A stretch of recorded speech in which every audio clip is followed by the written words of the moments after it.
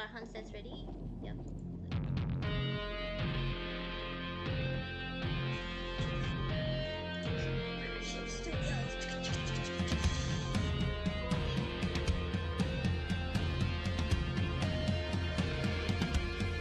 Alright, ladies and gentlemen, welcome back. Thank you for your patience. This is going to be next game against nGenStarhunt playing as Zerg, and his opponent is going to be HuiStorm. Hui.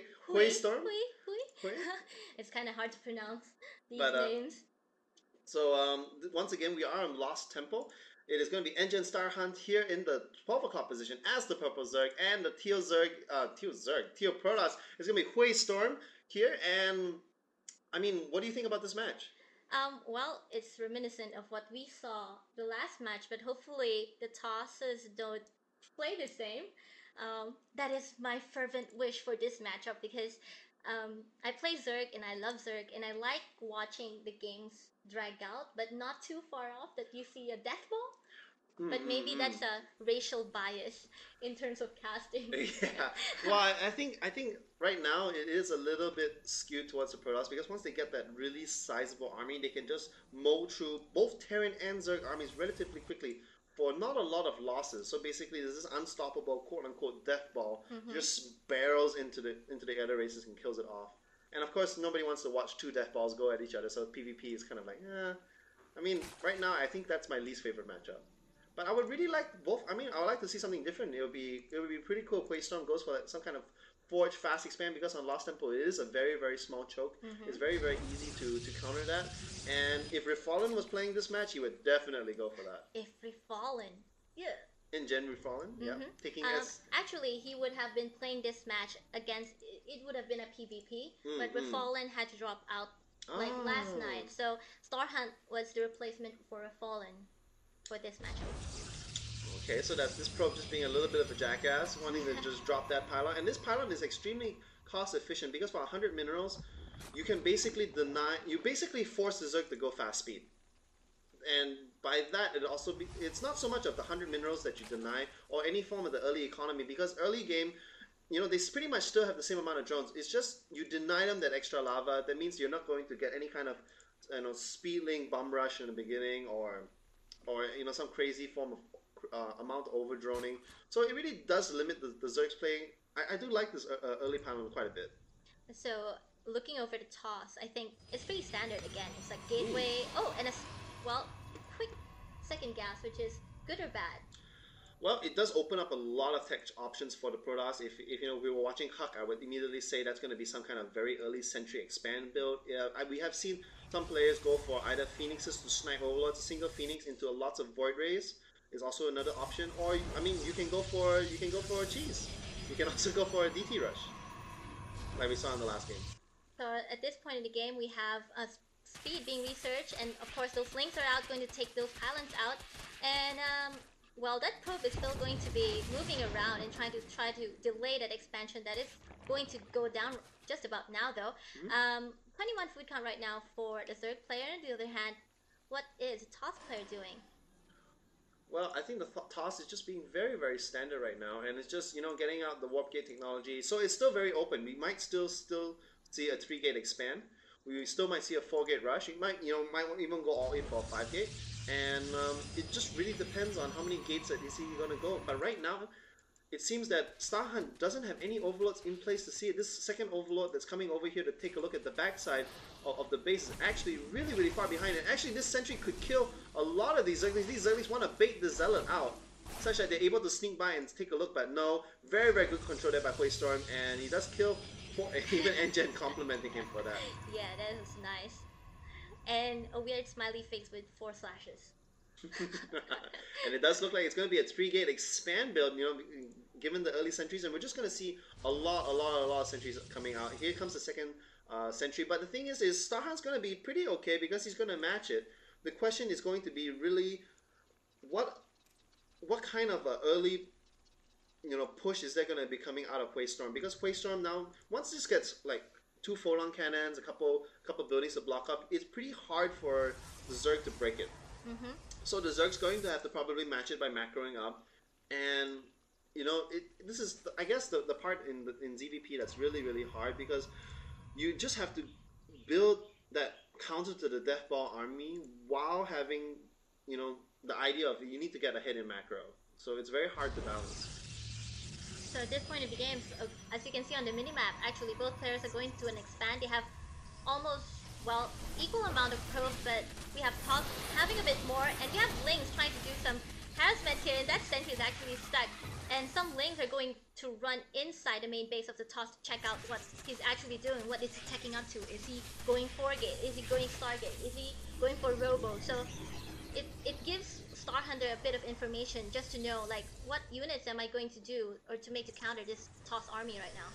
I'm just gonna have to say, looking on the units lost right now, HuiStorm has killed 13 Zerglings, maybe 12 Zerglings and a drone, and he hasn't lost a single unit. Look at this. Look at the health on this sentry. Only one peck away from death, and his micro, man. I'm really liking this guy. This micro. And what in the world is this Zergling still alive for? Just running around in the base, skipping around happily, and I think HuiStorm doesn't even see it. He's like, I ignore that.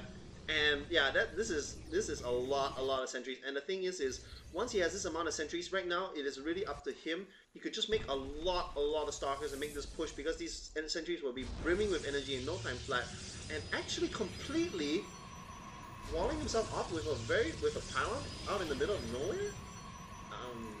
And we have that Overlord going to check out what's happening right now. I'm not sure if he, what he actually sees. Okay, and a hallucinated Phoenix is going to be used so that he can actually gain vision on that Overlord and take it down. So he's not actually walled up. No, he does actually have a little entrance there. So I guess he, after playing this map for like 10 million times, you have this like perfect SimCity build going on. Mm-hmm. And wow, look at that. Star Hunter is reacting accordingly. He saw the Overlord, he saw the size of the army. He already had 2 Spine Claws. Immediately throw 3 more. Looking at the army size, he has 1 Zergling. That's his army. He has 1 Zergling. And he's making 3 Roaches. So he's making a tech swap into Roaches. I really do like that, because Roaches are just so much more robust against a Zergling. Yes, if you make 2 pairs of Zerglings, it does have more health than a Roach. The thing is the Roach the Zerglings die and you lose all the damage from it. The Roaches, even with 1 health left, is still going to do the same amount of damage. It's just much better for tanking. And here we go. We have hallucinated Archons. And great. He's able actually to basically duplicate what Zealous would normally do. They are focusing down the Spine Claws as quickly as they can. And the Roaches are actually struggling behind. They can't join this army. And the thing is killing 1 Spine Crawler for the cost of all your energy on your sentries and losing 2 sentries and a Stalker. It's repelled. I don't think this is gonna work. And more Roaches are actually coming out right now. So I think that Star Hunter, despite only having 1 Zergling then and there, is able to hold this attack from the Toss army, and even moving his injured Spine Crawlers back. And he is taking his upgrades for +1 damage is already done for, almost done for his Roaches. So that'll help him try to hold this push, because HuiStorm is actually... Oh no, HuiStorm cannot push right now. There are so many Roaches. Once he sees the amount of Roaches, he's going at the backup. The reason why I worry for HuiStorm right now is he's already used up most of the energy on his sentries. Right now his sentries maybe have enough energy for maybe 4, maybe 5, what's he going to call it? Force fields. And he really needs to be very efficient about that. He wants to fight in the choke over here. And if he doesn't get a good block off, this +1 push by Star Hunt is just going to absolutely crush him. Here, he might move out here. He does have the +1. He is going to go for a timing push. We do have more drones in production, so it does look like Star Hunt is going to macro up after this while he's making this push. And looking on the unit count, we have 22 Roaches against only 5 Sentries and 13 Stalkers. What are the chances of HuiStorm? What do you think? I think he would be able to hold this push, and I think this is more of the third player just dealing a bit amount of damage, because he was able to, well, maybe he doesn't even decide to push at all, because I think earlier an Overlord and a Zergling still does his work there and checking out what's happening inside the Protoss base. But basically Star Hunter had Overlord speed research and was checking out the entire base of HuiStorm earlier on, and was able to see what's actually happening. So he's putting down a Spire. He's probably going to try to get some air units out and harass the economy of Toss player, and he is going to macro up completely, going to take that gold expansion near his base. He's going to hold that Zelnaga tower and going to check, try to hold position, and just get us a good army. Well, not too late, because you don't want a death ball from Toss as well. So I think HuiStorm is making the right tech choice. He saw all the Roaches come out. He immediately threw down 2 robotics facility. He has his 3rd immortal out. He's going to make this big push, because the thing is he knows that there's going to be a lot of mutas, or the Zerg is going to swap. Right now he has a lot of roaches, and right now these roaches cannot fight here. The force fields are going to trap. They might actually force field. No, he actually is able to get away, but the observer in the air is going to stop. All these roaches are going down. They're getting absolutely plastered by these immortals, and there's so many roaches absolutely dying right now because they are running. Well, as soon as they unburrow, they burrow back up. He is going to once again force field them in. This is brilliant play, and StarHunter is taking massive amounts of losses. These immortals are just tearing these roaches apart. As you can see, that there's a lot of spine crawlers that have been pushed into the fray of battle by the third player so that he can defend that area. And of course, we have the Protoss player feeling a bit confident after that battle because we have the third player losing a lot of roaches, but he will be the one being forced to push back here because he doesn't want to fight on creep, he doesn't want to fight against those spine crawlers, and we have those roaches that's moving back and forth and using that position, using that creep, the spine crawlers to gain advantage on this battle. You see, the thing is, it's so tricky for the Zerg right now. He's like, okay, I need a lot of defense. I can either spam roaches or I can spam Zerglings. If I spam Zerglings, I'm lava locked because you just need so much lava for it. But the thing is he has 3 immortals now. He has 5 immortals, and if I make roaches, it's just gonna absolutely die. I could make more spine claws for defense, but again, immortals do a full 50 damage to spine claws, and I believe they have +1. Yes, they do have +1, so they do 55 damage. And right now, oh man, I feel for the Zerg. He just does not have the lava to go to make a swap into Zerglings. Zerglings would tank very well. But look at that. StarHunt is going for a roach drop. And wow, this is actually really cute. And I was wondering why he got Overlord speed. And look at that. He's making more roaches for the defense. He's going to basically force the Zerg to come back and defend this. Does this pylon see it? Looking on that, no, he has absolutely no idea. Here comes the roach push, and this could do massive amounts of damage to the economy. And look at that, he seems like, oh crap, he's running back. But right now if he's able to actually kill these overlords, there are 7 immortals, and this is going to just absolutely destroy this army. I think this is actually good for StarHunter because with how the Protoss base is set up, it's so hard for him to stream back to his base because the passageways are so narrow and they're all stuck outside. And we have these roaches just, just killing all the buildings as much as possible here. And look at that. Practically half the Protoss army is useless, not attacking anything, and they have to move in, basically, which amounts to 3 hits from the third player. And of course, StarHunter might be losing all his roaches at this battle, but he has done the damage that he needs to. Up until this point, I'm completely in favor of what StarHunter is doing. Right now, he has done guaranteed damage. Instead of sticking around here, he should be pulling back. He should be saving his roaches. Right now, these roaches are going to actually die. Actually able to pick up two sentries and immortal there because he was a little careless. But now that the rest of these immortals are coming in, he's throwing away these roaches' lives needlessly. He could have just, evacuated here. His overlords have the speed and just do guaranteed damage instead of just sticking around to do, just a little bit more damage. But this is a lot of immortals. So at this point, we can see StarHunter is actually making Corruptors, but I haven't seen a Colossi as of yet. So I'm not sure what he's thinking. I think he did see the massive amount of immortals that the Protoss army has, so he better find some good counter to that, or... Yeah, well, the best counter to immortals is immortals don't shoot air. I would have actually liked to see that Spire be a lot of mutas. Maybe we will see Brood Lords. Can we check his Hive Tech? No. No Hive Tech. The Spire is still there. But I'm just really concerned because this is I just pretty much the most amount of immortals I've ever seen in a single game. 10 immortals. They're gonna absolutely tear these roaches a new one. And right now, I don't think that StarHunter has the army to stop this. Even with the force he's cutting it out, the Corruptor is actually able to snipe out the Observer, but it does not matter. They cannot shoot the ground. They are spitting away at these immortals. But right now, these immortals are just completely decimating this army. And look at that, even force wheeling this army out. And right now, he's going into a choke. Actually able to funnel the Zergs into a choke, and these immortals are going to town on these roaches. Looking on the units lost, they're completely even right now, 10,000 losses apiece. But I'm just going to give the army composition to HuiStorm, and look at that. Look, did he even lose a single immortal? He lost 2 immortals, and all the roaches are just completely destroyed. They still look pretty baller from the initial army that he had earlier. It's a wonder why the third player is getting Corruptors. I feel like he is going to go Brood Lords, but he doesn't even have Hive. He doesn't even have Raider Spires later Spire coming up, so it's a waste of larva, it's a waste of units. Like, it doesn't attack anything at all, and right now his roaches are just dying to those immortals.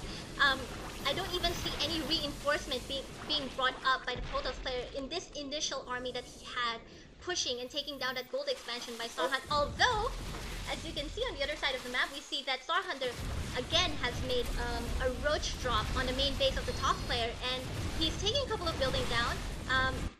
He hasn't taken the Nexus down yet, but that has forced the top player to actually, well, he's not moving back out. He is going to try to look for expansions, other expansions that Star Hunter might have in the map. I think the Protoss is just playing very, very safe. He's like, I denied your gold.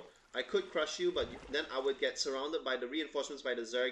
Let's do guaranteed damage. Let's kill the third. Let's kill a possible fourth.